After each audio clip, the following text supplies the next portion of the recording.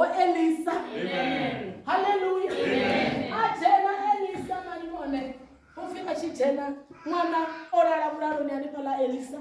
Elisa ojena shuma mantamtukana. Zonda. Milenjeni. Ningoni. Matoni.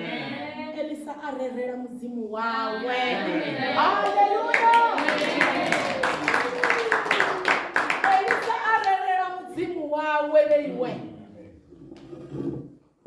Mwana hoyu noni kabari ndibaudze uri. Opeza ovu. Amen. Hallelujah. Amen. Mwana opeza ovu. Mwana ovu wangori. Chotomo. Zibuya zani yawe. Zopambela. Amen. Hallelujah. Amen. Hallelujah. Amen. Nanda wandisikota morikone mwezo wafuma kazi. Ndiri kari ne wafuma kazi. Kari chiyari koita zubia nane baka community dashi. Amen. Kari de zubia hotone ramari oni. Amen. Muzimu waya zvisedza. Zibuya zvashurine. Zva ambera navana vashu. Amen. Zibuya zvashu zvaramurera navana vashu. Amen. Zibuya zvashu zvaita uri vana vashu vapore. Amen. Zibuya zvashu zvaita uri vana vashu vapase nazvikoro. Amen. Hallelujah. Amen. Zibuya zvamufumakazi. Zibuya zvamme. Ndo ichipatiwa vengo. Mudzimu wavo dzokuzvira. Ndingazvo ndichidzorera ndikwambori. Ahuna surprise kamudzimu. Zvote zvine zvavachikoitira mudzimu wavo kuzvidiwa zvari zvinoitira nyika zvakambare. Hallelujah. Ndo yopaterwa unamo mwana wayaradziwa kaendela munhu. Oyaradziwa kaendela munhu mwana avhurwa. Hallelujah. Amen. Zvibuya zvavo zvidova amberi. Amen. Panga chipodo chamudzimu. Amen. Kavari ndivakudzauri arari mone vachichira kukuya.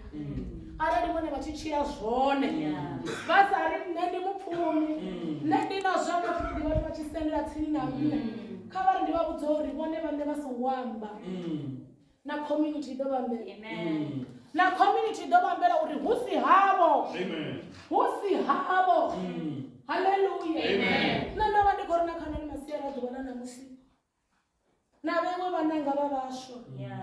Azvikoniwe ngavatu vawane pegi Yesu. Uchira zvibuya azvikoniwe ngari nevo mumapedzi namukoti pedzi.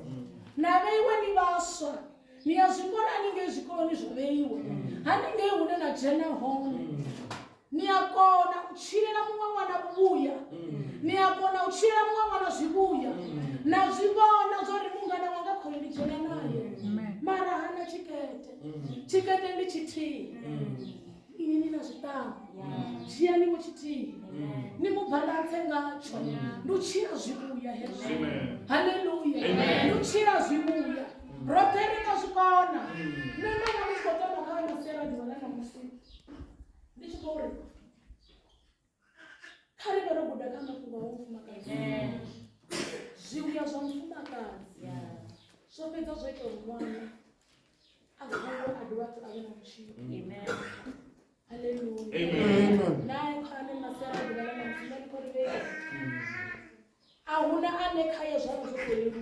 Amen. Uri khamuse aite zvinhu. Upfiri kotorusa. Nana vandichikore kari konderere wewe. Kari lingadzenga ndira dzote. Riruse. Uita zvibuya. Uita zvibuya zvasho. Zvikono ulamulira navana vasho. Zvibuya zvasho zvirilamulira namishumoni yasho. Uya vana dzipiriri mushumoni. Pedzi kavari ndivakudzori arali vone vachichira zvona. Arali vone vachichira kubuya vanivona. Vadoma ande. Vadoma pamashumisani vachikovambera uri husi hava. Husi hava. Ngauri vone vachira zvibuya. Hallelujah. Amen. Ndechikore nakano masera dzivana namusiku.